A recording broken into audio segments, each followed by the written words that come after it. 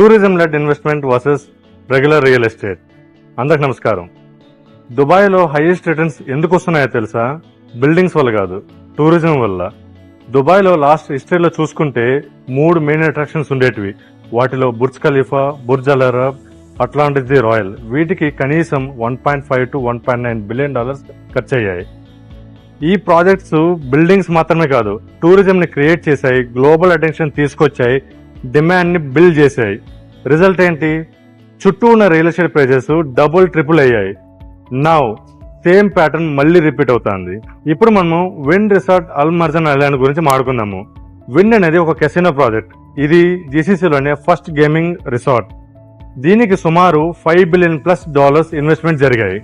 ఇది దుబాయ్ లో ఉండే 3 మేజర్ అట్రాక్షన్స్ ప్రాజెక్ట్స్ కన్నా కూడా ఈ ఇన్వెస్ట్మెంట్ వాల్యూ ఎక్కువ.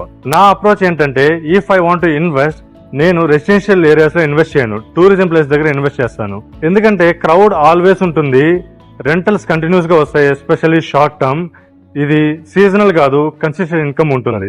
ఇది ఇక్కడే ఆగదు, అబుదాబిలో కూడా మేజర్ టూరిజం ప్రాజెక్ట్స్ వస్తున్నాయి. Disney land type developments, new island destinations, next wave ఇక్కడే ఉంటుంది. మేము ప్రాపర్టీస్ ని సెల్ చేయము, మేము ఇన్వెస్ట్మెంట్స్ ని స్ట్రక్చర్ చేస్తాం. మీరు కూడా నెక్స్ట్ ఆపర్చునిటీని ఎర్లీగా క్యాప్చర్ చేయాలంటే ఎర్లీ అండ్ డిఎం చేయండి. రిజరా will contact you. Thank you.